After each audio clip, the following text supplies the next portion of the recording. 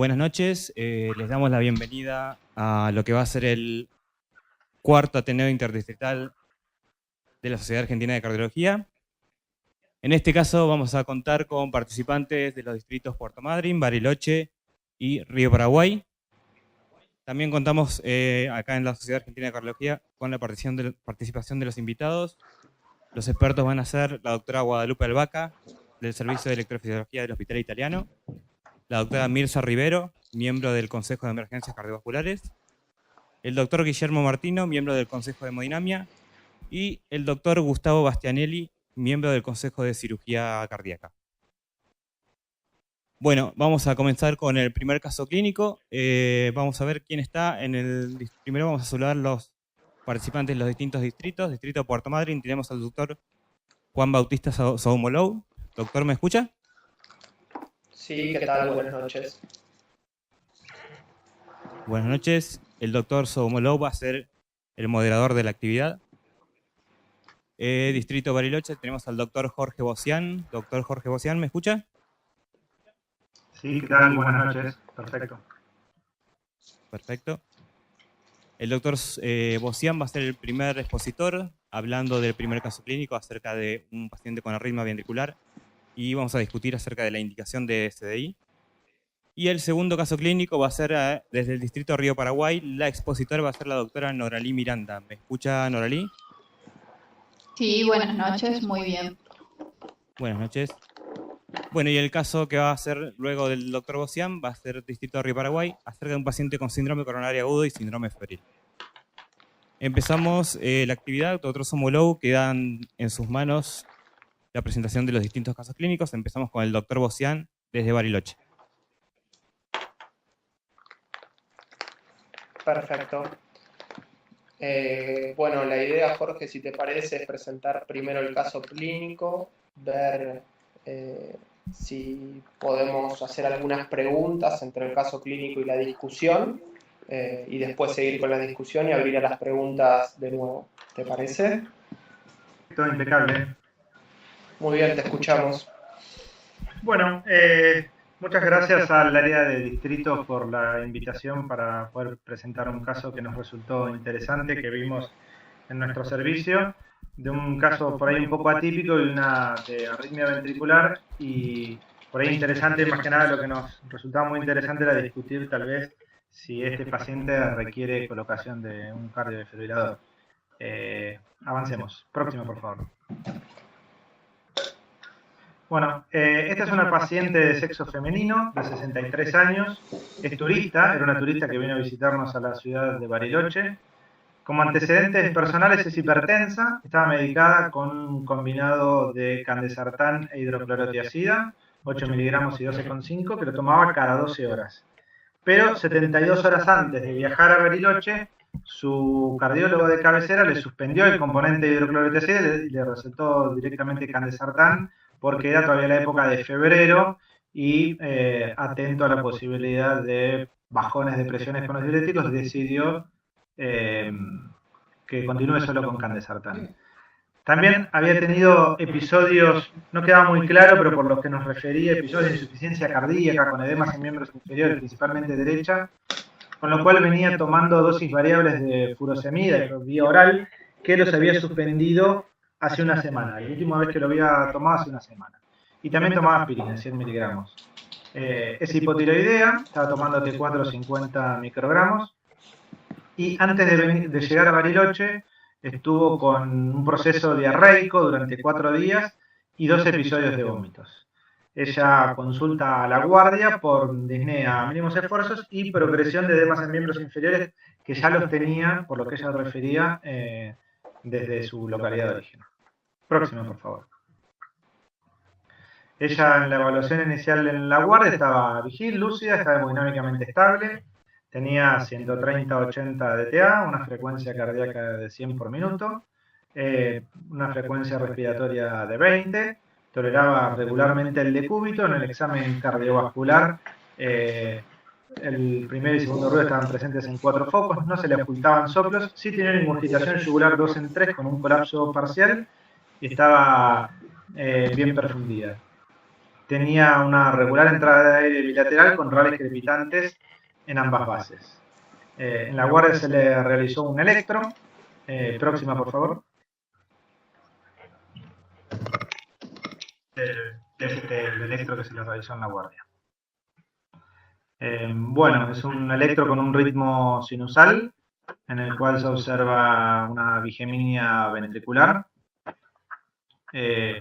Nosotros inicialmente no encontramos mucho más. No sé si alguien quiere de la audiencia opinar algo del electro.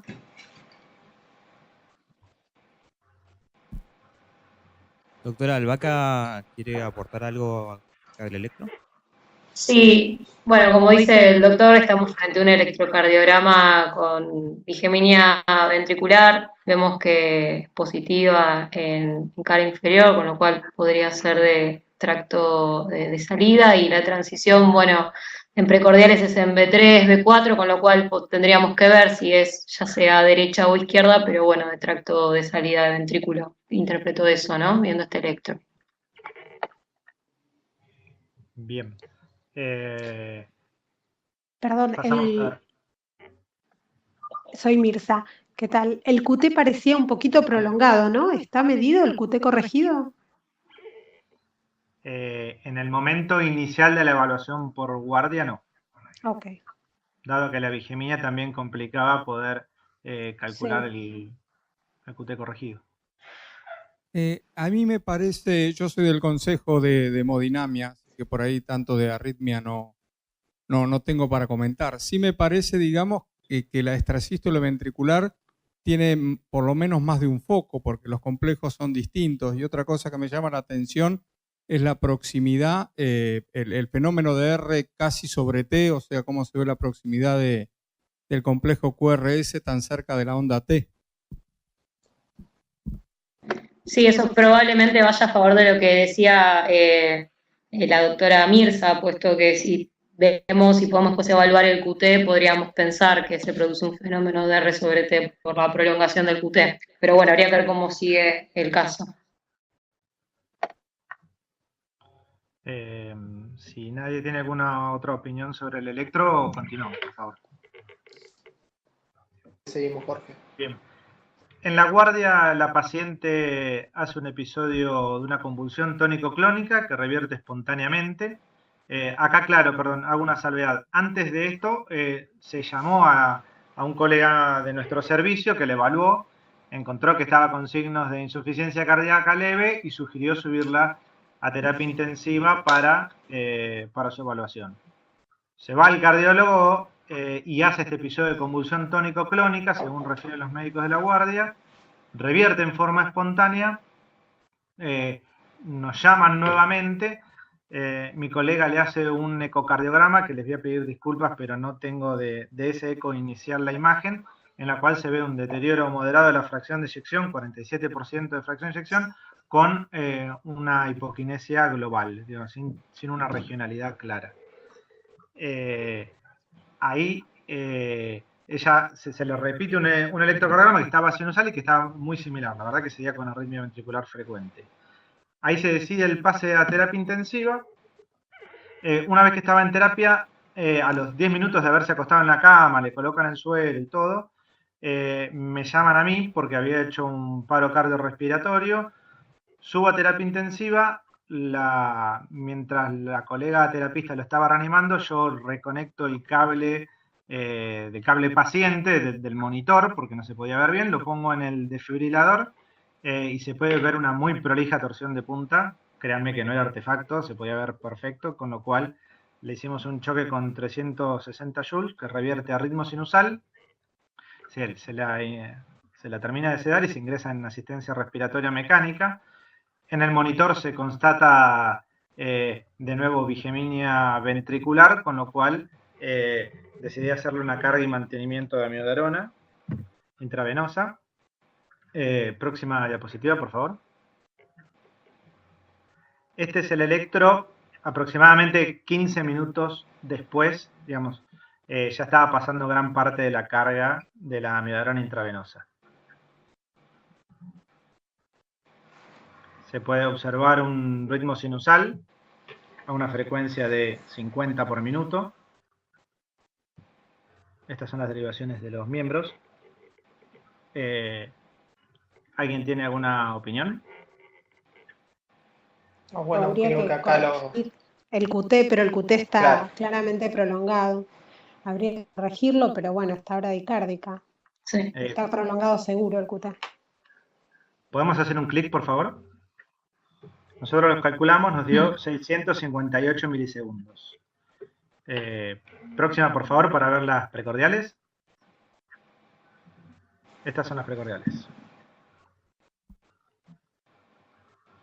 ¿Tenemos algún Aquí en dato B6 lo del que se ve es un laboratorio? artefacto, no fue una pausa. Preguntado, doctor, Perdón, si me pareció tenemos escuchar. algún dato del laboratorio. Sí, aquí continúa en la diapositiva próxima.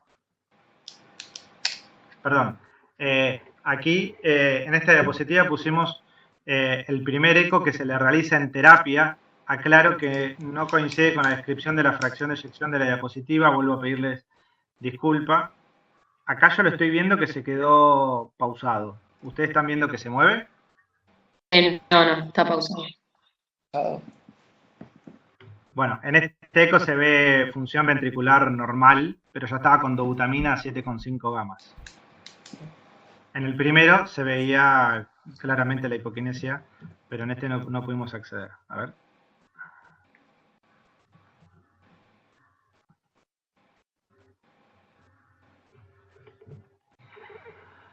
Bueno, qué pena que no se puede ver, pero en este es un eco, impresión un eco normal.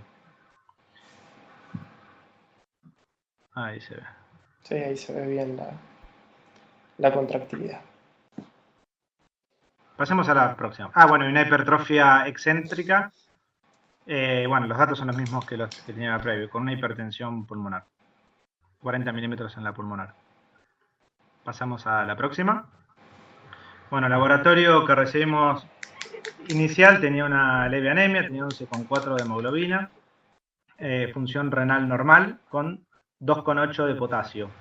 ¿Sí? Eso fue lo claramente positivo. Obviamente el ácido láctico altísimo, imagínense, fue el electro post-reanimación.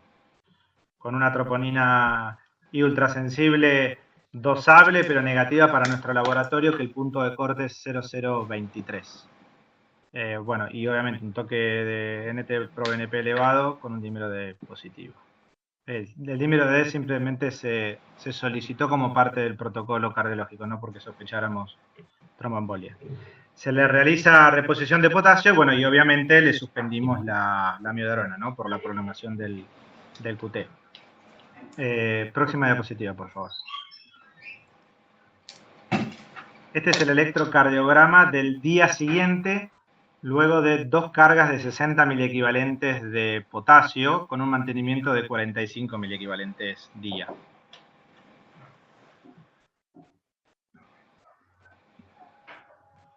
En este momento la paciente continuaba ventilada y ya tenía los inotrópicos a dosis baja. Ya habíamos bajado la dobutamina a 2,5 gamas. Paciente orinando. Como podrán ver, el QT continúa prolongado, con algunas extrasístoles aisladas, se puede ver en D2. 800 milisegundos y creciendo. Perdón, ¿puedo hacer una pregunta? Sí, por supuesto. ¿En ese momento se plantearon alguna medida para aumentar la frecuencia, a ver si con eso podían disminuir el QT? Porque estuvo con inotrópicos, ¿no? Pero con eso no parece haber aumentado mucho la frecuencia. No, exacto. La planteamos en ese momento, cuando tenía dobutamina a 7,5 gamas, subió la frecuencia cardíaca, pero el QT estaba muy similar. Tal vez no puse el electrocardiograma, que podría haber sido más ilustrativo, pero Sí. estaba similar. Transitorio no se planteó en Sí. ese momento para aumentar la frecuencia cardíaca y ver si de esa forma podíamos corregir.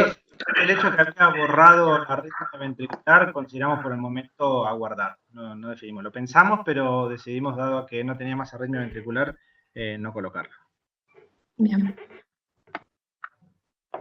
Próxima, por favor.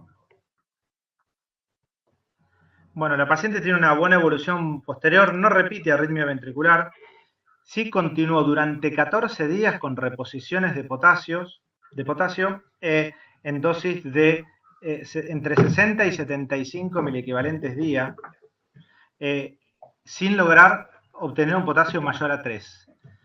Se le colocó espironolactona en dosis creciente, inicialmente 25 miligramos, que se subió hasta 150. Se le solicitó una renina plasmática y una aldosterona sérica que fueron normales. Se había repetido un eco en el que continuaba con buen ventrículo, con un ventrículo normal. La paciente evoluciona con asistencia respiratoria prolongada, hace una neumonía asociada al respirador, se le realiza un VAL en el cual se aísla una pseudomona, requirió posteriormente una traqueostomía con mucha dificultad de manejo de secreciones y teníamos por un lado la dificultad de sostener un potasio mayor a 3, por un lado, y por otro lado lo respiratorio. Había cobrado mucha relevancia una baja PAFI que hacía imposible intentar extubarla y bueno, se había sumado obviamente esta infección intrahospitalaria. En este momento le dimos participación al servicio de nefrología, que inicialmente sugirió, obviamente, continuar con las reposiciones, lo de la espironolactona a dosis altas, y por otro lado nosotros teníamos la necesidad de también darle tiempo para evaluar la causa también del QT prolongado más allá de la hipocalemia, porque le habíamos hecho una carga de amiodarona. Y recién habían pasado 14 días, y todavía nos faltaba un poco más para llegar a los 21 días del lavado de la amiodarona. Próxima diapositiva, por favor. Este electrocardiograma es 3 días después, más o menos serán 17, 18 días de internación con 3,1 de potasio. Fíjense que a pesar de eso continuaba con un QT corregido de 480 milisegundos. Pregunto a la mesa, ¿alguien considera que probablemente la amiodarona esté teniendo algún rol más allá del potasio en la persistencia de QT prolongado?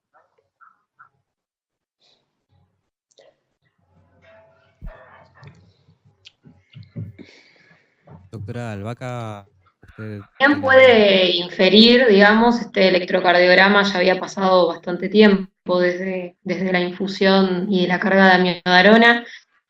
Me parece que la hipocalemia juega un rol muy importante. Si bien ahí tenemos un 3,1 de potasio, podemos creer que la causa puede ser doble por leve hipocalemia y la amiodarona. Me parece que la hipocalemia está jugando un rol muy importante en esta paciente, por lo que viene contando el doctor hasta ahora. Perfecto, muchas gracias. A mí me da la sensación obviamente coincido con la doctora, y sobre todo porque el potasio de ingreso era 2,8, con lo cual la modificación en el valor de potasio tampoco fue muy significativa. Ten en cuenta también que llevamos casi 18 días de internada en asistencia respiratoria mecánica, ya no estaba con inotrópicos y todos los días se realizaban reposiciones de más de 60 miliequivalentes de potasio. Simplemente como para ilustrarlos el estado actual de la paciente. Pasemos a la próxima diapositiva, por favor. Bueno, posteriormente la paciente evoluciona en forma favorable, se logra estabilizar el potasio, se logra hacer el weaning de asistencia respiratoria mecánica, evoluciona con neuropatía del paciente crítico, con una posterior mejoría, también con mucha colaboración del servicio de kinesiología. Acá, cuando habíamos hablado con el servicio de nefrología, se había pedido una orina de 24 horas, que nos había venido un potasio en orina de 63 miliequivalentes, con un normal menor a 15, con un gradiente transtubular de potasio de 6,1, que cuando lo charlamos con los residentes y fuimos haciendo el algoritmo de las causas de hipocalemia, nos sugería una tubulopatía perdedora de potasio, que se podría condecir con un síndrome de Gitelman, que es una tubulopatía perdedora de potasio a nivel del túbulo contorneado distal, si no lo recuerdo. Al alta, la paciente tenía el siguiente electro. Próxima, por favor. Ya habían sido 32 días de internación. Se había logrado corregir el segmento QT, el intervalo QT. Próxima diapositiva. No sé si alguien quiere, hacer alguna observación. Aclaro que en este momento tenía 3,8 de potasio. No, lo que dijo doctor, que se ve un QT corregido comparado con los previos, y bueno, acá sí hay una franca diferencia con respecto a los valores previos de potasio de la paciente.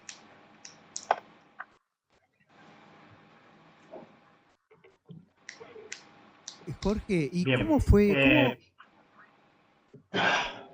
Sí. cómo fue el control de la presión arterial en todo este tiempo? Porque ella estaba con 16 miligramos de candesartán y 25 de hidrocloro. ¿Le sacaron toda la droga? No, se le sacó toda la droga inicialmente, estuvo el primer día con inotrópicos, después mantuvo valores de presión normales, se le dio durante la internación los sartán 50 miligramos, después pasó obviamente a tener presión un poco por encima de lo normal. Durante la internación recibió los sartán 50. Y te hago una pregunta, ¿con qué medicación se fue al alta? ¿Por el tema del potasio, el control de la presión? Se fue con los sartán de 50 y con 150 miligramos de espironolactona. Perfecto. En plan, por supuesto, recordemos que era un naturista y la idea era hacer una estabilización inicial y que el diagnóstico definitivo después se haga en su ciudad de origen. Obviamente con lo que ahora vamos a plantear con respecto a la colocación de un cardiofrenador. Consideramos que no era imprescindible antes del alta colocarlo. ¿Les puedo hacer una pregunta? La paciente había entrado con insuficiencia cardíaca, con 2 diuréticos y signos de sobrecarga derecha, yugulares, 2 en 3. Sí. Se terminó de interpretar la... Y algo de disnea, tenía rales vivasales. Y rales vivasales. ¿Se terminó de interpretar la causa de la insuficiencia cardíaca? No, simplemente después nos centramos sobre todo en el manejo de la hipocalemia y la prevención de arritmia ventricular. Pero no volvió a ser... Sobre todo que no quedaba muy claro el diagnóstico previo, sabía que había tenido episodios previos aparentemente de insuficiencia cardíaca que venían manejando en forma algo variable con furosemida bioral. O sea que previamente a la paciente ya había dicho que había estado diagnosticada con algo de arritmia ventricular o que recordaba eso, ¿no? No, arritmia ventricular.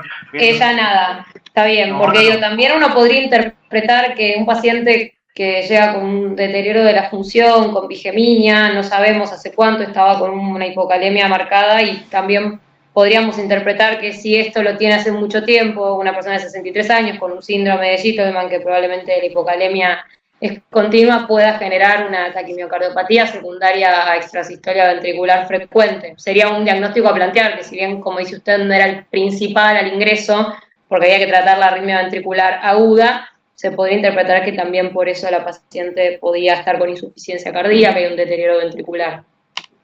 Posible, recordemos que el eco de 47% de fracción de eyección fue post-convulsión, que podríamos considerar que tal vez fue un episodio de taquicardia ventricular sostenida y puede haber sido atontamiento ventricular luego de eso. Y que en realidad por es posible también, sí. Una pregunta. Después recordemos, una última salvedad, recordemos que los ecos posteriores de la fracción de eyección está conservada. Claro, era lo que iba a decir.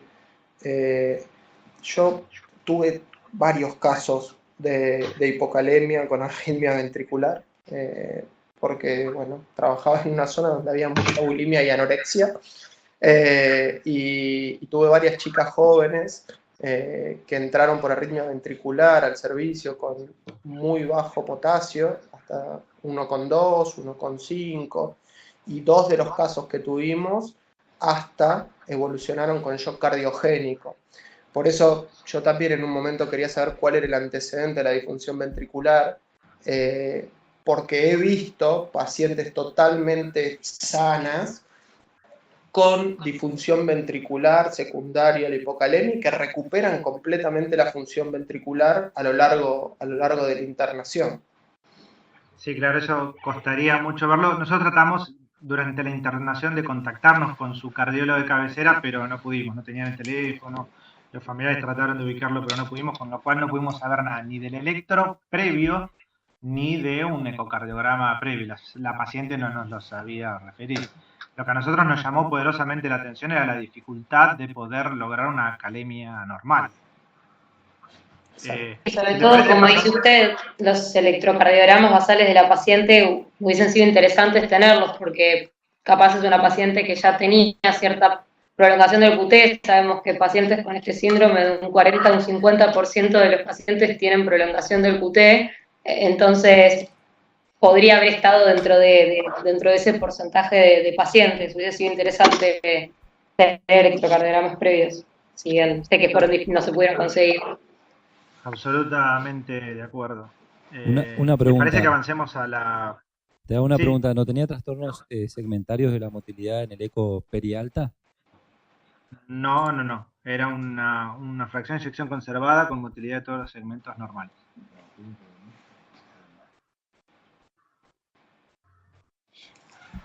Bien, perfecto. Jorge, ¿querés seguir con la discusión o con el ¿Cómo resto no? del... Pasemos a la discusión que quería hacer un planteo. Precisamente, bueno, se dio de alta con retorno a su ciudad de origen para continuar con sus estudios. Nuestro planteo era, por un lado, ¿qué opinan ustedes? ¿A ustedes les parece que alcanza con los diuréticos la diarrea y los vómitos para justificar el cuadro que la llevó a la internación y hacer la arritmia ventricular?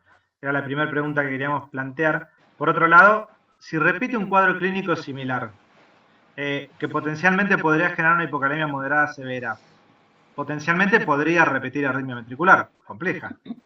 Dado esto, ¿esta paciente no requerirá tal vez indicación de un cardiofibrilador implantable? Me gustaría saber qué opina la mesa. Bueno, a ver, la verdad es que lo que opino es que en una paciente que ya tiene un síndrome perdedor de potasio, una hipocalemia per se por alteración de los túbulos distales, la realidad es que sí, los diuréticos, la diarrea y los vómitos colaboran y pueden ser gatillantes de empeorar aún más su hipocalemia. Y por tu segunda pregunta, la realidad es que me parece que la paciente sí tiene muchas posibilidades de repetir arritmia ventricular.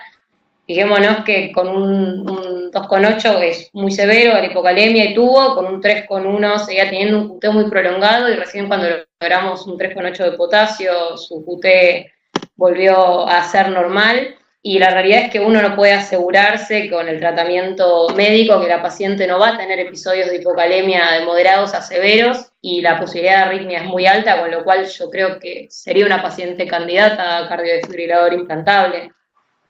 Habría que ver cómo fue el seguimiento y cómo estuvieron los valores de laboratorio, pero la realidad es que tiene mucho riesgo esta paciente porque ya tiene un síndrome metabólico en donde tienen tendencia a prolongar el QT y creo que hay muchos gatillantes que ella tuvo, tanto diurético, diarrea, vómitos, que uno no puede a veces evitarlos. Diurético sí, pero la diarrea y los vómitos puede que no, con lo cual sería una paciente de riesgo y habría que pensarlo.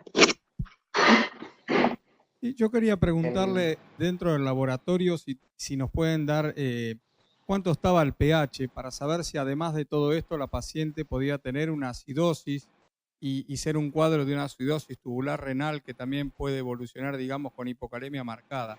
Y por otro lado también Claro. Esta paciente venía con un cuadro respiratorio grave y seguramente al momento que se presentó a la clínica estaba hipoxémica.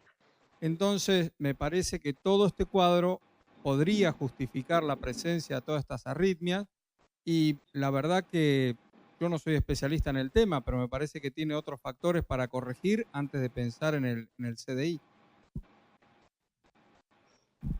Sí, comento. Al ingreso, la paciente, los primeros gases que se le sacan tenía una acidosis metabólica. Recordemos que es posparo. En los posteriores, los gases eran normales. Y al ingreso, en cuanto al cuadro respiratorio, eran los rales estos bivasales que impresionaban, que eran un poco más relacionados con fallo de bomba. A mí lo que me parece es, a ver, si uno toma el pensamiento de la doctora Albaca, uno pensaría que es así, que el paciente requeriría un cardiodefibrilador. Lo que me da la sensación a mí es que a mí no me queda tan claro el diagnóstico del Hittelman realmente, porque viste que tiene un dosaje de renina y angiotensina que son normales, que eso es raro, generalmente están elevados, generalmente cursan con alcalosis, o sea, como que no me termina de cerrar y me parece que en realidad la definición sobre qué hay que hacer para el tratamiento de su arritmia ventricular va a depender de eso, ¿no? O sea, uno podría decir, tiene Hittelman, tiene una causa predisponente para hacer arritmia ventricular ante cualquier desencadenante de pérdida de potasio, vómitos, diarrea, lo que sea, o no tiene el Hittelman, por lo tanto hay muchas cosas para corregir, coincido con el doctor, y tal vez la paciente podría no necesitar el cardiodesfibrilador. Recordemos también, por otro lado, que para la confirmación del síndrome de Hittelman es genético.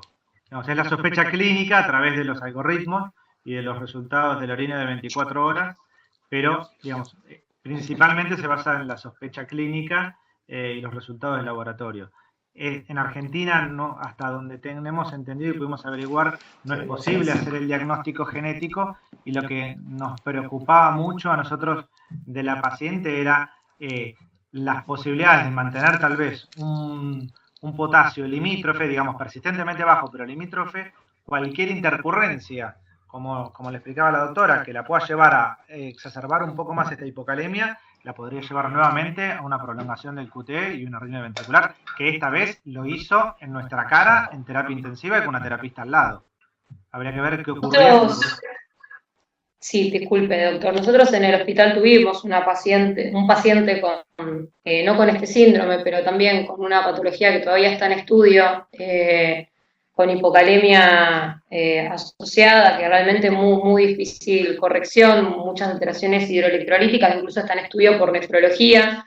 Todavía no tiene un diagnóstico específico, pero realmente el paciente, bueno, no se pudo, siguió haciendo arritmia ventricular durante la internación, la verdad fue de muy difícil manejo y no se lograban alcanzar los niveles normales de los electrolitos, y la realidad es que a largo, como dijimos, cuando vimos que no había posibilidad de mantenerlo en ambulatorio sin aporte endovenoso de potasio, se terminó planteando la posibilidad de un CDI. Entonces, como dijo el doctor, hay que definir primero si tiene el síndrome, sí, como todas las taquicardias ventriculares, primero hay que determinar cuál es el causante, qué es lo que lo causa, y ver si obviamente es modificable. Sabemos que las causas modificables no tienen indicación de CDI, pero si efectivamente por la sospecha clínica y de laboratorio creemos que tiene este síndrome y que va a ser muy difícil su manejo hidroelectrolítico, creo que es una paciente de mucho riesgo para decir que no colocarle un CDI, digamos.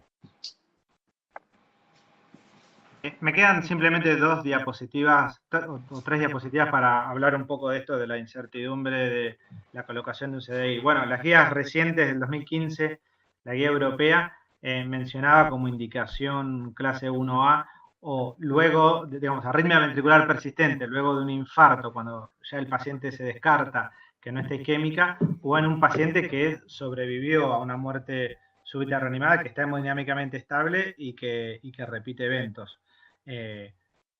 Con lo cual lleva a considerarlo y a pensarlo, y que tiene una expectativa de vida, por supuesto, mayor a 1 año. Próxima, por favor. Y si bien no sería el caso en pero la guía de la American Heart con respecto a la taquicardia ventricular polimórfica menciona con una evidencia 1B en los pacientes que fueron resucitados y que no tuvieron un síndrome coronario agudo y que repiten arritmia ventricular, debería considerarse la colocación de un cardiodesfibrilador. Por más que, insisto, este no sería el evento de una taquicardia idiopática, ¿no? Próximo, por favor. Este cuadro me resultó muy interesante porque por un lado plantea la incidencia de muerte súbita y por otro lado en números absolutos cómo varía en la población general. Los números son grandes, pero tienen poco evento, pero a medida que avanza el riesgo cardiovascular en subgrupos de alto riesgo, la incidencia de muerte súbita es mayor. Mi pregunta, un planteo que me interesaría hacer es ¿dónde deberíamos colocar a esta paciente? Porque por un lado es una sobreviviente de un paro cardíaco, por otro lado también se la podría considerar como paciente de alto riesgo, pero si realmente no tiene este síndrome, que insisto, fue parte de una evaluación con el algoritmo y con lo que nos arrojó el laboratorio y que le faltan algunos criterios, tal cual se ha comentado, a veces cuesta un poco estratificarla. En nuestra impresión es una paciente de alto riesgo que habría que considerar la colocación de un CDI. Próxima. Que esta próxima diapositiva expresa algo similar, digamos. Después de un evento clínico, de un primer evento clínico reconocido, la proporción de muertes súbitas en la población general es mayor del 50%. Obviamente que a medida que nos acercamos a enfermedades con alta incidencia de arritmia ventricular, son mucho menores la cantidad de pacientes en la población en general, pero son pacientes que tienen una alta chance de realizar episodios nuevos de arritmia ventricular y por ende una muerte súbita, y que va a depender la posibilidad de una reanimación para tener un éxito posterior y la sobrevida posterior. Bueno, próxima, en realidad era esto lo que teníamos para mostrarles y discutir con ustedes. Muchas gracias por escucharnos. Perfecto, Jorge, muchísimas gracias. No sé si alguien tiene alguna pregunta más respecto a esto, si no podemos pasar al siguiente caso clínico. Bien, pasamos al siguiente caso. Muchas gracias, Jorge, la verdad que fue un caso súper interesante, muy interesante. Gracias.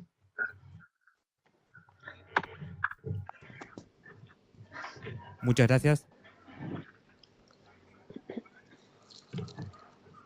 Bien, vamos con el caso del la doctora Noralí Miranda, del Distrito Río Paraguay.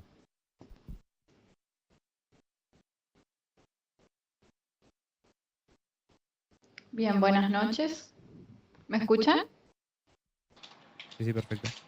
Perfecto. Sí. Bien. Siguiente, por favor. Se trata de un paciente masculino de 62 años, es oriundo de Formosa Capital. Como antecedentes patológicos, nuestro paciente es hipertenso, obeso, tiene dislipemia y es sedentario. La medicación habitual que tomaba el paciente, aspirina 100 miligramos día, losartán 100 miligramos día, hidroclorotiazida 25 miligramos día y amiloride 5 miligramos día. Siguiente.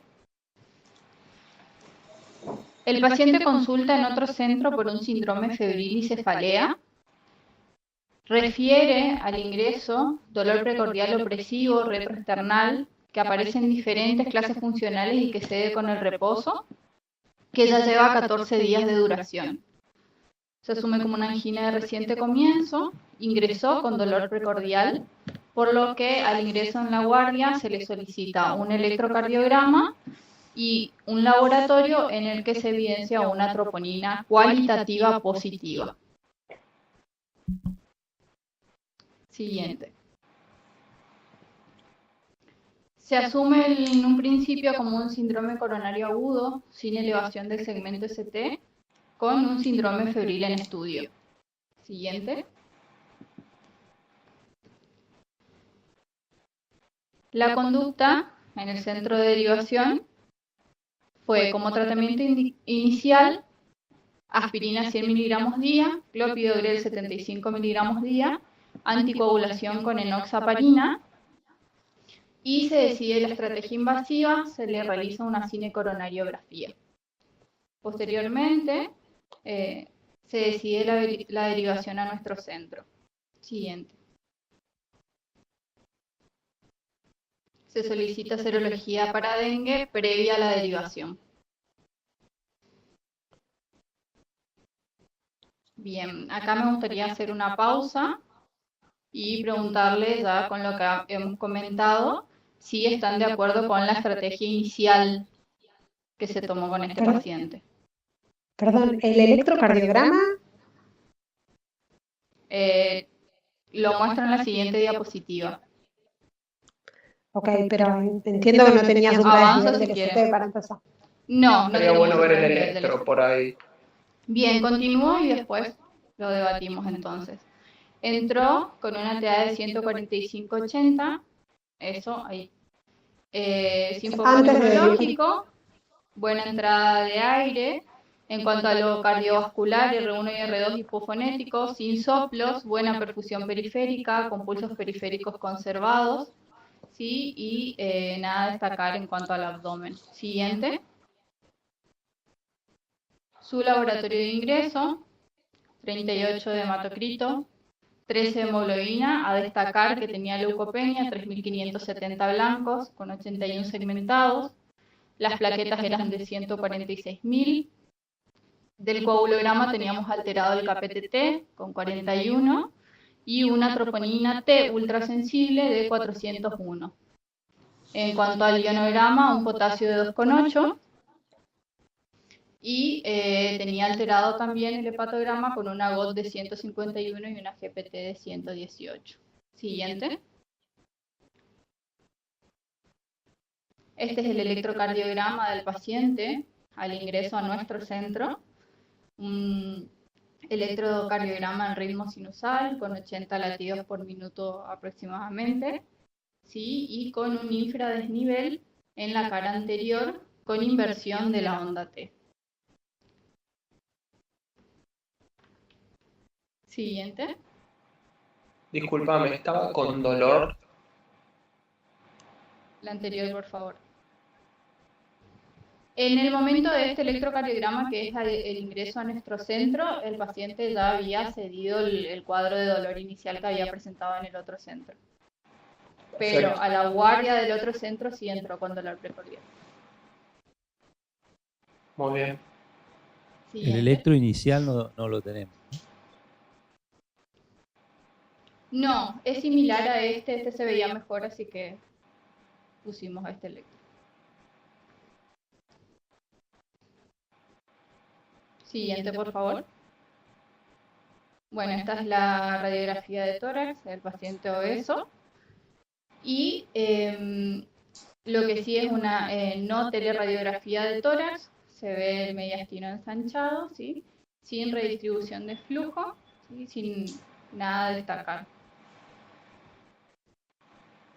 Bueno, hasta acá, pon la anterior, por favor. Con todos estos datos nos gustaría saber qué opina justamente de la estrategia invasiva con este paciente. Yo estoy de acuerdo con la estrategia invasiva. Parece un señor que tiene una angina claramente definida por el dolor que tiene en los últimos 14 días, que consulta en contexto de un cuadro febril que no está definido, con dolor precordial, con cambios en el electro y con troponina positiva. Y creo que la estrategia tiene que ser la invasiva, no importa el cuadro febril en este momento.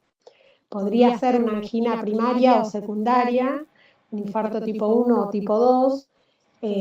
Si el cuadro febril no viene de los últimos 15 días, yo tendería a pensar que la inflamación está contribuyendo al accidente de placa y yo estoy de acuerdo con la estrategia invasiva. Bien, ¿alguien más? Ya con el diario del lunes, el electro parece tener un poco tironeado el ST en ABR mínimo, pero está un poquito elevado. Y bueno, y todos los infra que ya se comen.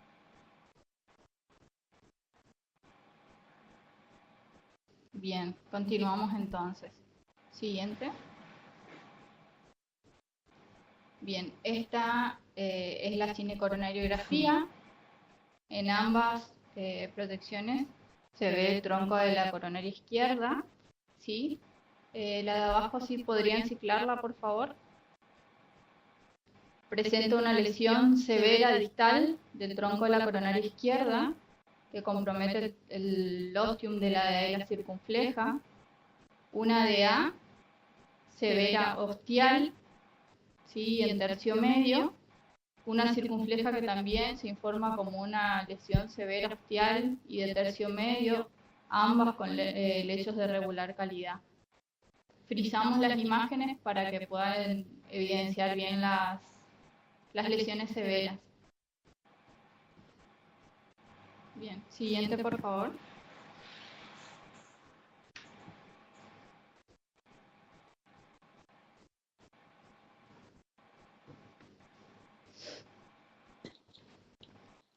Bien, en esta proyección vemos la arteria coronaria derecha. Se ve también una lesión severa en tercio medio que se informa como del 90% y una lesión severa también distal del 70%. También con lechos de regular calidad. Siguiente. Discúlpame Sí. un minuto. Acá viendo también los comentarios del resto de la gente de los distritos, lo que se plantea es si el hemodinamista presente, perdón, doctor, pero me olvidé su nombre. Si usted podría comentar algo más sobre la cinecoronariografía, si hay alguna lesión que le parezca aguda, más trombótica. Sí, mi nombre es Guillermo Martino. La verdad que no, es difícil ver acá si hay alguna lesión accidentada o demás. En la magnificación de las imágenes es muy complicado eso. Sí vemos que es un cuadro de una coronariopatía severa que tiene lesión severa del tronco en bifurcación, en la bifurcación del tronco que compromete el ostium de la descendente anterior y la circunfleja, y tiene lesión además de eso en el tercio medio de la circunfleja, otra lesión me parece ver en el tercio medio de la descendente anterior y otra lesión en el tercio medio de la coronaria derecha. Habría que sacar, digamos, lo que es el syntax score para poder calcular cuál es la mejor estrategia de revascularización a este paciente. Ahora, teniendo en cuenta que él entró por un síndrome febril y seguramente por la epidemiología y por ser una zona endémica, sospecharon dengue, quería saber cuánto tiempo pasó entre el registro febril y esta coronariografía. Fue todo dentro de las 24 horas primeras. Y vuelvo a su pregunta con respecto al syntax. El syntax 1 nos dio un puntaje de 54, ¿sí? Y el syntax 2, 46 para PCI y para cirugía 36.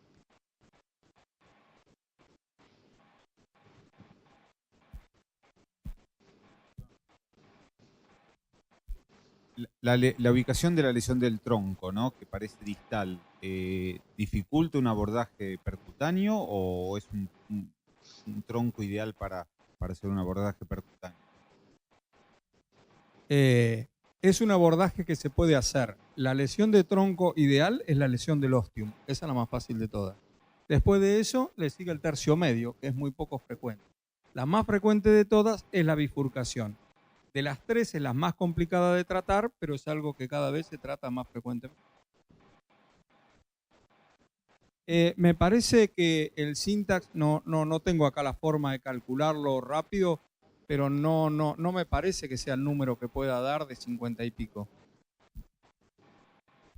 54 es el puntaje total. En porcentaje es para cirugía de 44 y para angioplastia de 26 el 1. En porcentaje, el syntax 2 para PCI es de 25% y para cirugía del 11.6%.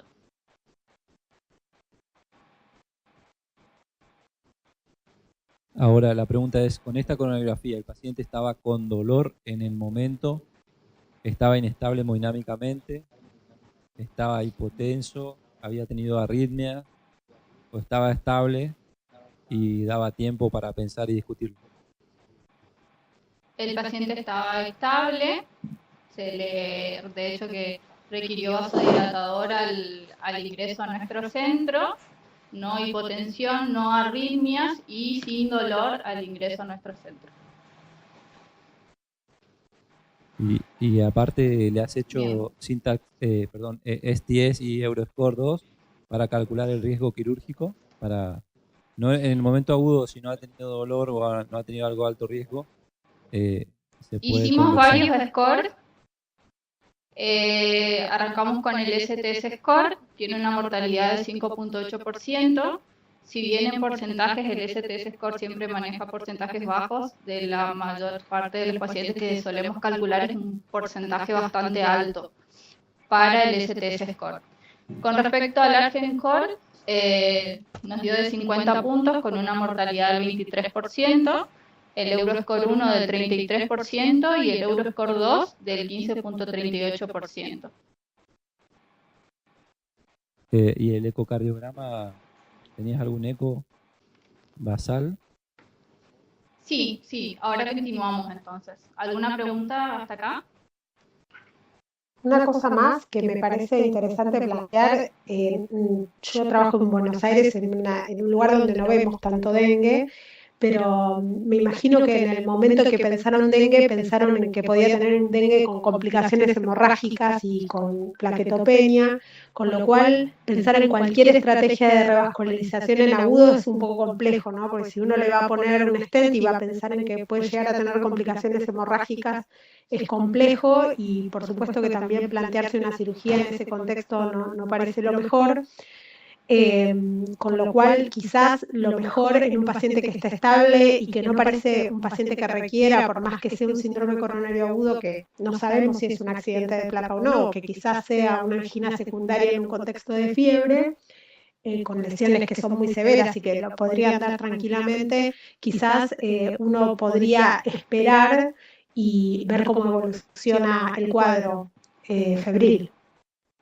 Yo justo también tenía una pregunta con respecto a eso, porque me parece que una de las cosas a discutir es también si es tipo 1 o tipo 2 el infarto, pero lo que yo me parece ver es que más allá del síndrome febril y que eso va a producir hiperdinamia, en el electro no estaba taquicárdica, está normotenso, digo, para pensar que el problema puede ser también primario. Bien, voy a continuar con el eco y después así respondemos todas esas preguntas más claramente.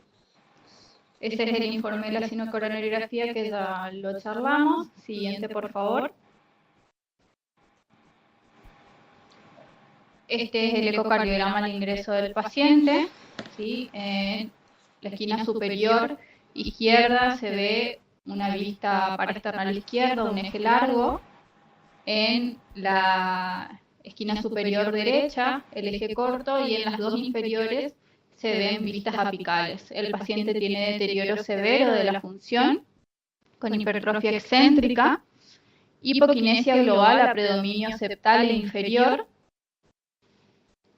válvula mitral esclerocalcificada con una IM leve, nos dio un patrón de lleno mitral de tipo de relajación retardado, con calcificación de sigmoidea aórtica, con leve restricción de la apertura. Una IT leve no permitía estimar PSAP y las cavidades derechas estaban normales.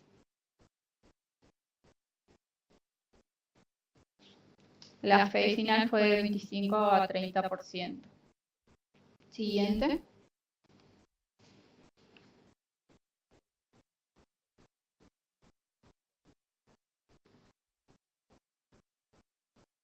Ese es el informe de lo que comentábamos recién. Siguiente, por favor.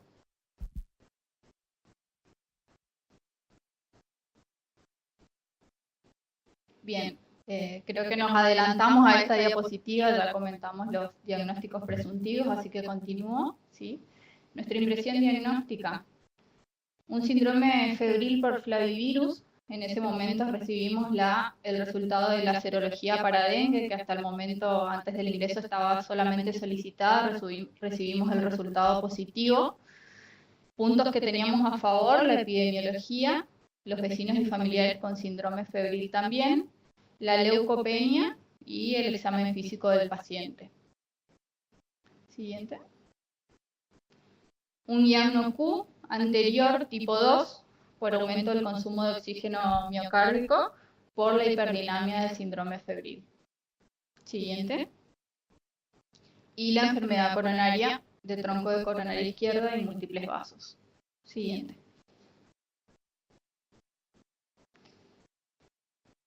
No sé si hasta acá alguna pregunta más. Ahí, al momento que ustedes reciben la serología, que por lo que interpreto todavía el paciente no está resuelto, cuánto tiempo llevaba desde el comienzo de los síntomas. Me refiero a los síntomas infectológicos. 48 horas.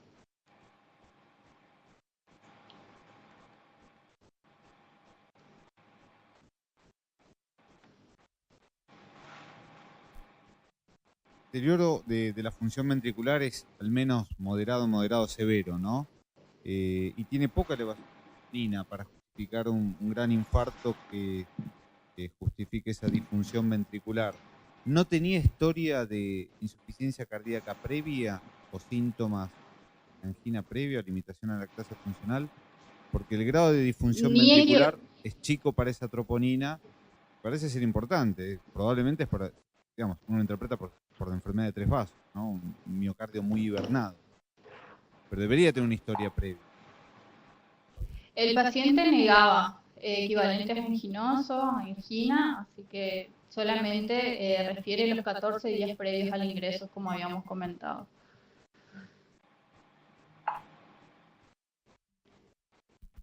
Doctor Smith, quería hacer una votación. A ver, ¿cómo se manejan ustedes? Soy Bastianelli de cirugía cardíaca. Con respecto a la aspirina y al clopidogrel en los pacientes que tienen serología positiva para dengue. Que tienen experiencia ustedes en dengue porque están en zona endémica, ¿no?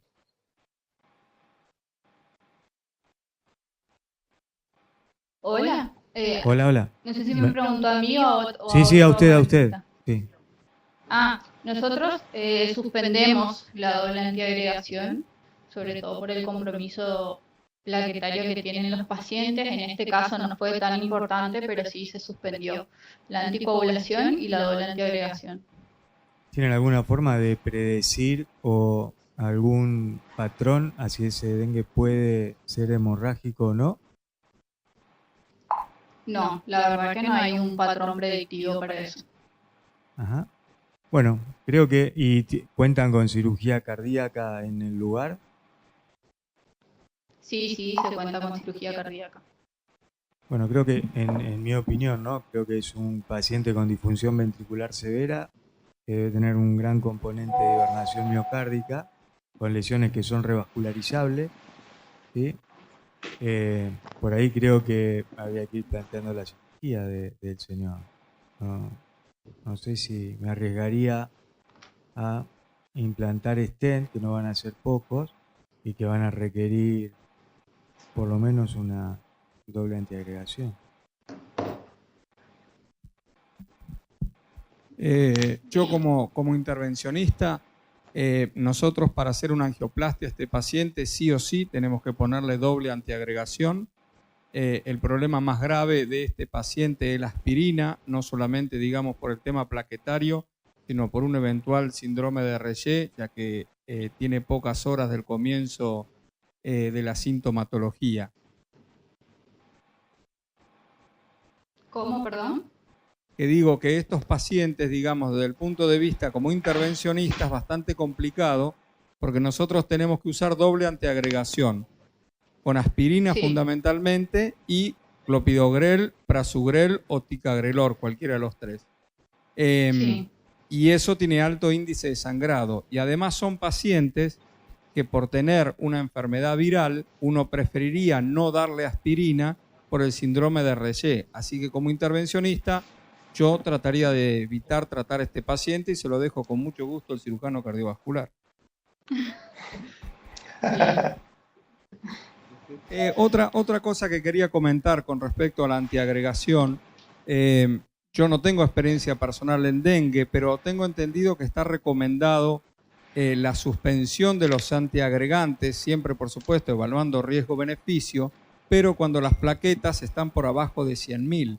Y este paciente tenía 146.000. Por supuesto que uno no puede saber cómo va a evolucionar, pero sí sabemos cómo va a evolucionar la enfermedad coronaria, ¿no? Exactamente. ¿Ustedes, voy a continuar? Una preguntita, ¿ustedes se guían con alguna guía? ¿Tienen alguna guía que les marque lo de la doble antiagregación que decía recién el doctor Martino? Sí, existen guías como para guiar en ese sentido y las vamos a repasar al final. Perfecto. Entonces, tratamiento médico y esperar la evolución. Exactamente, sobre todo en este caso que es un paciente con un síndrome coronario agudo sin elevación del ST. Y aparte muy joven tampoco. Está estable hemodinámicamente, creo que coincidimos acá en ese Exactamente. punto. Bien.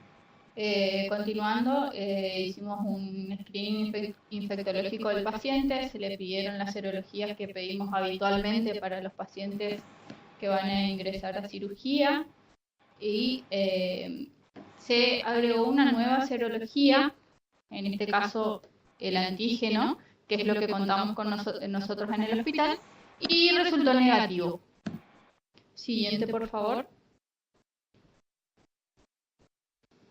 La estrategia inicial fue entonces tratamiento médico, como creo que ya lo habíamos adelantado, monitoreo de hemograma y plaquetas, tratamiento quirúrgico diferido, por el alto riesgo de complicaciones.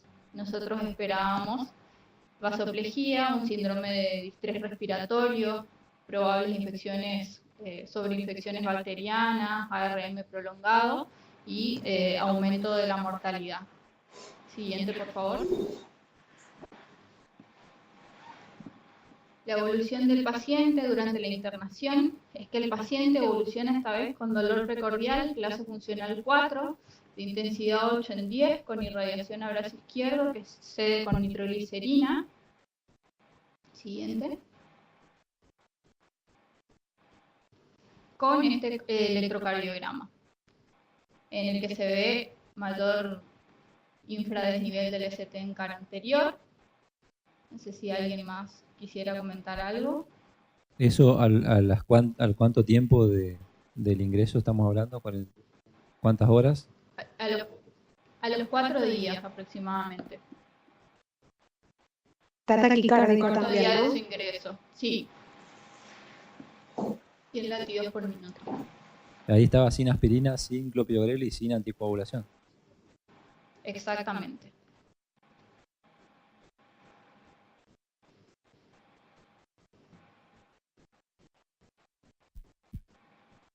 Bien, la estrategia fue entonces cirugía de revascularización miocárdica de urgencia por isquemia persistente y anatomía de alto riesgo. Siguiente. Durante la inducción anestésica del paciente repite nuevamente dolor precordial, requiere balón de contrapulsación intraórtico. Se le realiza la CRM con 3 puentes, mamaria izquierda de A y 2 venosos a lateroventricular y a coronaria derecha. Requiere transfusión de 4 unidades de glóbulos rojos e ingresa a recuperación cardiotorácica. Hasta ahí Te hago una pregunta. comentario. Te hago una pregunta. ¿A qué hora lo operaron de este dolor? Porque el electro dice 0020. Por eso te pregunto. ¿Si lo operaron esa madrugada o al otro día de la mañana? Esa mañana se preparó todo el quirófano y a la mañana entró en primer turno de cirugía. Lo único que sí hubiese hecho Ese dolor se dio con NTG, estuvo unas horas sin dolor y el paciente vuelve a repetir el dolor ya con la inducción y ahí se le coloca el balón de contrapulsación intraórtica. Lo único que sí hubiese hecho es esa misma madrugada ponerle el balón de contrapulsación si sabía que lo iba a entrar a operar el otro día de la mañana. ¿Cómo estaban las Bien. plaquetas y el hematocrito antes de entrar a quirófano? Las plaquetas en realidad no tuvieron un descenso mayor, sí, y el hematocrito se mantenía similar. 38 y 13 recuerdo que era lo que comentamos al principio.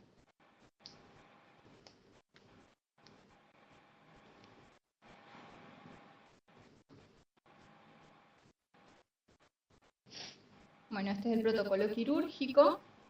Siguiente.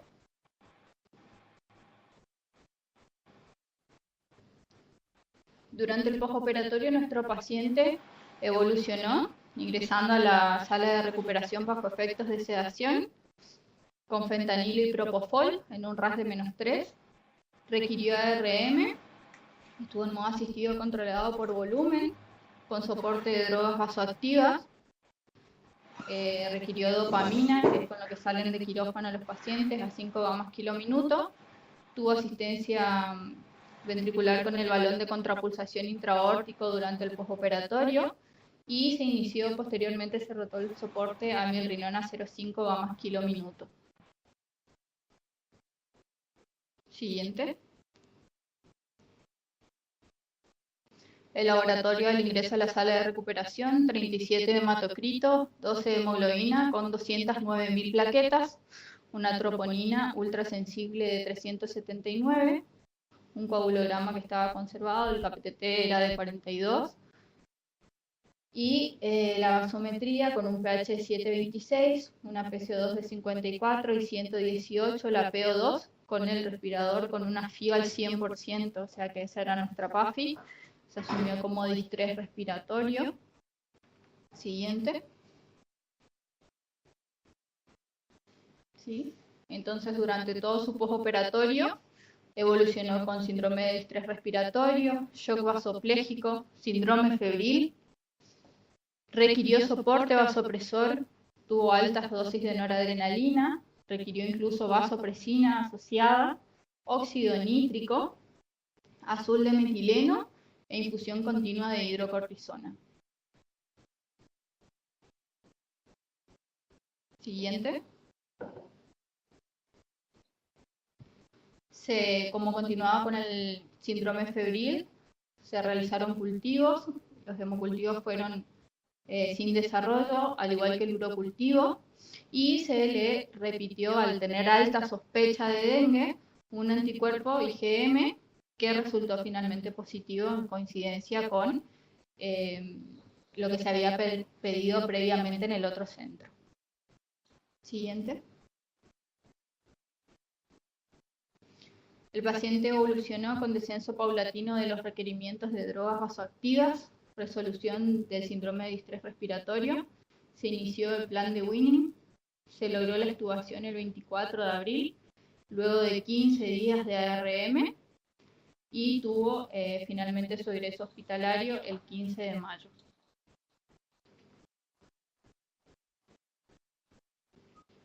Siguiente. Bien. ¿Hasta acá alguna pregunta? Sí, una pregunta. ¿Se plantearon en algún momento en la evolución, cuando está muy vasopléjico el paciente, de retirarle el balón de contrapulsación, que es una causa que perpetúa la vasoplejía? Sí, el balón de contrapulsación se retiró de forma temprana, posterior a la cirugía, considerando que el paciente ya estaba revascularizado y con soporte inotrópico. ¿La cirugía la hicieron con circulación Y aparte por el extracorpórea? efecto en las plaquetas. Perdón. No, sin circulación extracorpórea. ¿Sin circulación extracorpórea? Sí. Ujú.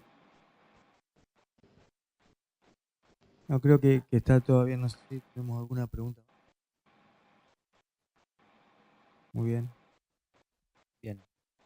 Bueno, si no hay ninguna otra pregunta, pasamos a lo que es la revisión bibliográfica acerca de este caso. Va a estar a cargo del doctor Villalba César, paciente de cardiología del distrito de Río Paraguay. Doctor César, ¿me escucha? Hola, sí, lo escucho perfecto. Muy buenas noches. ¿Cómo están? Bien, bien, buenas noches. Bueno, escuchamos la revisión bibliográfica. Bueno, siguiente, por favor. Bueno, vamos a hablar un poquito de algunos puntos claves sobre la infección del dengue y lo vamos a relacionar directamente con el caso. ¿Sí? Siguiente, por favor.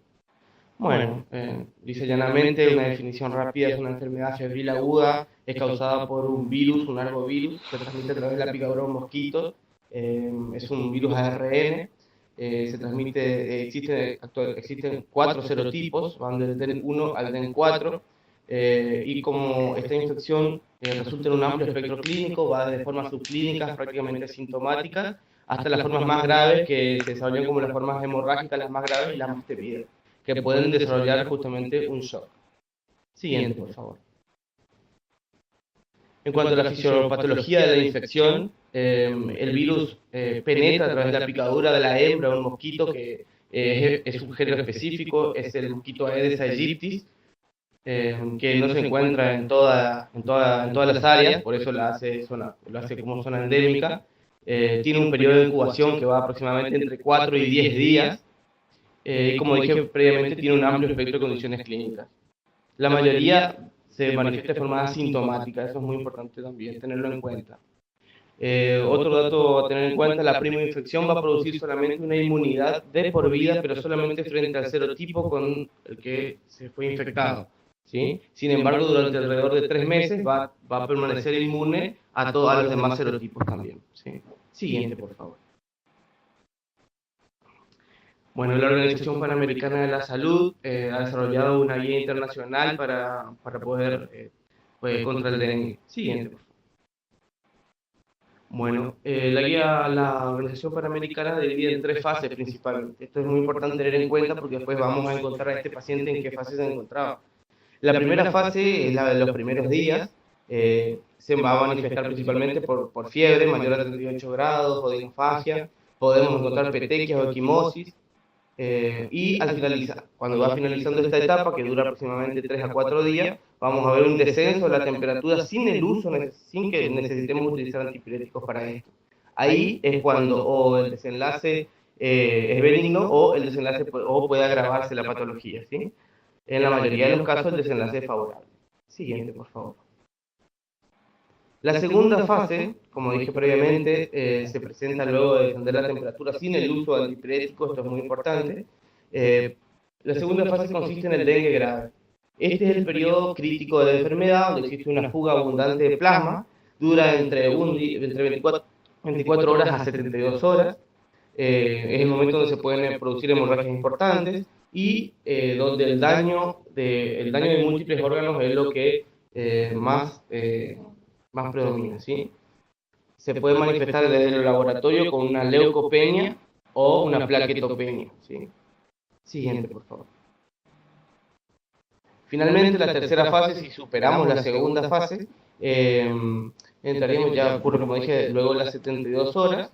En este momento empieza lo que sería la fase de recuperación del paciente, donde desaparecen la extravasación, donde desaparece el derrame pleural o la citis, y empieza, obviamente, esto se correlaciona con un aumento de la diuresis y el paciente se mantiene febril durante este periodo. Siguiente, por favor. Bien. Este cuadro es muy importante tener en cuenta para también ubicar a nuestro paciente. Aquí se ve, en la parte inferior del cuadro se va a ubicar la fase febril, la fase crítica y la fase de recuperación, donde justamente van a ver la correlación con los distintos parámetros como el hematocrito y las plaquetas. Las plaquetas van a descender al inicio de la fase, si es que está presente, repito, como en este caso no estuvo presente por suerte. Con respecto a la temperatura, el paciente inicia febril, puede llegar a 40 grados. De hecho, este paciente inicia febril y luego va descendiendo la temperatura, ingresando a la fase crítica. Bien, es importante tener en cuenta, durante la primera fase, los eventos clínicos consisten en deshidratación principalmente por la alta temperatura, y ya en la fase crítica sí es donde tenemos que estar alerta, como dice, al daño de órganos y a las hemorragias que pueden llevar a un shock grave, ¿sí? Siguiente, por favor. Tenemos que tener en cuenta algunos signos de alarma en estos pacientes, que son resultado del aumento de la permeabilidad y marcan el inicio de la fase crítica. El dolor abdominal, los vómitos persistentes, diarrea, signos de sangrado, ¿sí? Cualquier trastorno cognitivo, somnolencia en el paciente. Todos estos síntomas son a tener en cuenta. En nuestro paciente lo tendríamos en cuenta previo a la decisión de entrar a la cirugía, eran los signos a tener en cuenta. Siguiente, por favor. Bien, este es un cuadro donde podemos ver cómo evolucionan las distintas, desde el punto de vista laboratorio, en los antígenos y los anticuerpos. Recordemos, nosotros recibimos al paciente en la primera fase, donde en el otro centro había realizado un diagnóstico, o sea, tenía una serología positiva con un anticuerpo NS1 positivo, ¿sí? Eso nos indicaba que en ese momento el paciente se encontraba en la primera fase. Nosotros repetimos ese mismo estudio ese mismo anticuerpo en nuestro paciente y nos había dado negativo en la primera parte. Es porque ya habíamos superado la primera, nos encontramos en la segunda fase, en la fase crítica. ¿Sí? Luego incluso de la cirugía, se repite la IgM que nos había dado positiva. Por eso digo, es importante tener en cuenta esto para saber en qué momento nosotros ingresamos incluso a este paciente al quirófano. Ingresamos en la segunda fase, en la fase crítica. Siguiente, por favor. Bien. Existen unas guías, una guía de las manifestaciones cardíacas e implicaciones en la terapéutica antitrombótica en los pacientes con dengue que se realizaron en Brasil en el 2007. Aquí nos van a dar algunas pautas a tener en cuenta. Siguiente, por favor. Bueno, las recomendaciones principales dice, para todos los pacientes con dengue, a todos los pacientes con dengue, hay que evitar el uso de aspirina durante al menos una semana para reducir el riesgo de síndrome de Reye y la trombocitopenia grave, que es lo más temido. Y ahí hay que ver los pacientes con alto riesgo de trombosis y en pacientes con alto riesgo de trombosis y los antiplaquetarios se pueden mantener si las plaquetas son controladas periódicamente con alto riesgo de trombosis. Y ahí, siguiente, por favor. Ahí vamos a ver los pacientes con dengue y que tienen alto riesgo de trombosis a corto plazo. ¿Quiénes serían estos pacientes? Bueno, serían los pacientes que fueron sometidos a angioplastía coronaria con stent reciente, los pacientes que tengan una prótesis valvular mecánica, especialmente la mitral, que tengan fibrilación auricular, que tengan un tromboembolismo pulmonar previo, o más de una válvula mecánica, ¿sí? Y los pacientes con múltiples factores de riesgo trombótico, disfunción ventricular, diabéticos, pacientes con ACV previo, ¿sí? A estos pacientes serían los llamados de alto riesgo trombótico que están cursando. Siguiente, por favor. A esos pacientes que acabo de nombrar, la recomendación es mantener clopidogrel y aspirina en los que ya lo estaban recibiendo, suspender la warfarina y sustituir por enoxaparina hasta que el rin esté por debajo del rango terapéutico, ¿sí? Y monitorizar las plaquetas y la coagulación por lo menos una semana. Con respecto, hoy se habló con respecto a las plaquetas, suspender la medicación si el recuento de plaquetas es igual o menor a 50.000 o si hay signos de sangrado o de shock, ¿sí? Sin embargo, si tiene alto riesgo, se recomienda también suspender la warfarina independientemente de las plaquetas. Se puede considerar la suspensión del clopidogrel y la aspirina de conformidad con la intensidad de la reducción gradual del número de plaquetas, si esto ocurrió. Siguiente, por favor. Otro grupo son los pacientes con dengue, pero que tienen pequeño riesgo de trombosis en el corto plazo. Serían los pacientes con una enfermedad coronaria estable, desconocidos, los pacientes sometidos a angioplastía coronaria con stent, pero hace más de 6 meses, y aquellos pacientes con una fibrilación auricular sin factores de riesgo trombótico, y los pacientes con prótesis de válvula biológica. Siguiente, por favor. En este caso, hay que suspender la aspirina y considerar no la suspensión de warfarina y clopidogrel durante una semana. Es la elección. Siguiente, por favor. Los pacientes con dengue hemorrágico, la recomendación es muy sencilla, hay que suspender inmediatamente todos los antitrombóticos. ¿Sí? Siguiente, por favor. Bueno, ¿cómo se confirma el dengue? Existe una guía para esto, se considera un caso confirmado a todo paciente sospechoso que tenga un diagnóstico de dengue, confirmado por laboratorio o por un nexo epidemiológico. Siguiente, por favor. En cuanto a los exámenes de laboratorio, existen dos formas de considerar. Una es el paciente en un área que no tenga circulación autóctona de dengue. En este caso, se toma una muestra, primero si estamos antes de los 5 días, se toma el antígeno NS1, si es positivo es un dengue probable, y si es negativo, el resultado negativo se debe descartar el diagnóstico y se debe solicitar nueva muestra de suelo a los 5 días para su confirmación, nada más. Si se realiza el aislamiento del virus, el genoma viral, entonces es positivo, está confirmado el dengue. Siguiente, por favor. Si la muestra se toma a partir de los 5 días, no se pide NS1, sino la IgM, porque obviamente la NS1 va a estar negativa, ¿sí? Es por ese motivo que se pide IgM, y si es positiva se considera un caso probable de dengue. ¿Bien? Siguiente, por favor. En un área con circulación autóctona de dengue, que ese es nuestro caso, esto es muy importante tener en cuenta. Las recomendaciones toda persona con cuadro clínico compatible con dengue y un nexo epidemiológico, que de hecho este paciente lo tenía, constituye un caso de dengue a los fines de su tratamiento, ¿sí? En un área en el que ya se ha confirmado un brote de dengue, el diagnóstico de laboratorio no está destinado al manejo de los casos, sino a realizar vigilancia. Es decir, no es ni siquiera necesario realizar el diagnóstico por laboratorio. En un caso, en un área con circulación autóctona de dengue, claro. ¿Sí? Debe realizarse el diagnóstico etiológico en todos los casos con presentación clínica atípica grave y o mortales que pudieran atribuirse al virus. Siguiente, por favor. Bien, si la muestra es tomada antes de los 5 días iniciados los síntomas, se pide el NS1, que es de hecho lo que se hizo en este paciente, y luego monitorear los serotipos. Si la muestra es tomada después de los 5 días, lo ideal es pedir anticuerpos IgM porque es lo que vamos a tener presente, ¿sí? Por favor, siguiente. En el contexto de un brote confirmado de dengue, se deja de hablar de casos probables o confirmados y se considera que todos los casos se consideran casos de dengue con la existencia de clínica y nexo epidemiológico. Repito, estos son nuestros pacientes, ¿sí? Con o sin resultado positivo de alguna de las técnicas del laboratorio, si tiene posibilidad de tener dengue, se lo considera. Siguiente, por favor. En cuanto al tratamiento, la evolución del paciente con dengue definirá si el tipo de atención que necesita. Es decir, si ahí tenemos que ver los signos de alarma, como dije al principio. Si es un paciente sin signos de alarma, es un tratamiento ambulatorio que representa la mayoría de los pacientes. Si es un paciente con dengue con comorbilidades, entonces se debe evaluar la internación o no en una sala general. Si es un dengue con los signos de alarma que ya había nombrado previamente, hay que internar al paciente. Y si es un dengue grave o hemorrágico, directamente a la unidad coronaria. A la UTI. Siguiente, por favor. Los dengue sin signos de alarma ni comorbilidades, el tratamiento es reposo, simplemente reposición de líquidos vía oral y el control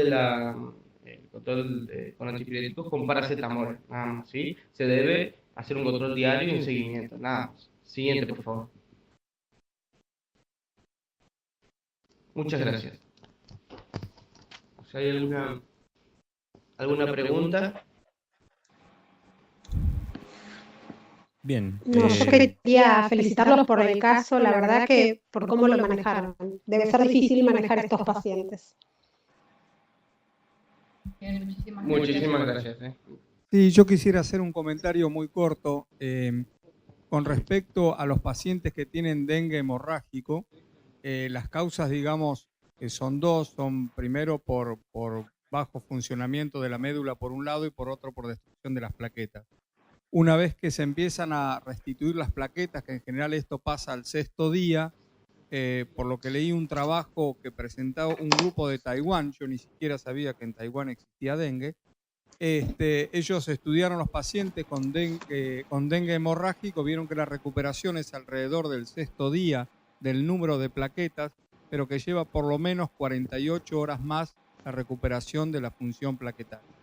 Y para finalizar por mi parte, agradecerles desde nosotros que somos del Consejo de Hemodinamia la invitación y felicitarlos porque es un caso muy interesante, distinto a todo lo que estamos acostumbrados a discutir, y agradecerles la puesta al día sobre el tema. Muchísimas gracias. Muchas gracias. Bien. Bueno, en virtud del tiempo vamos a culminar con la actividad. Agradecemos por estos dos casos a los expositores. Muchas gracias a los expertos invitados, al doctor Gustavo Bastanelli, doctor Guillermo Martino, a la doctora Guadalupe Albaca y a la doctora Mirza Rivero. Nos despedimos de los participantes de los distintos distritos. Doctor Bocian. Muchas gracias. Muchas gracias por participar. Le enviamos un saludo desde Buenos Aires. Un saludo muy grande desde aquí, desde Bariloche. Doctor Christian Smith con la doctora Noralí Miranda y el doctor, el expositor de la revisión. Muy buena revisión. Los saludamos desde Buenos Aires. Muchas gracias, buenas noches. Muchas gracias, buenas noches. Y nos despedimos del doctor Juan Bautista Samolou desde Puerto Madryn. Muchas gracias, un saludo para todos, buenas noches y excelentes los casos clínicos. Bueno, muchas gracias a todos, gracias por participar. Y bueno, hemos podido reunir distintos puntos del país gracias a esta actividad, disfrutando de 2 casos muy interesantes. Muchas gracias y buenas noches.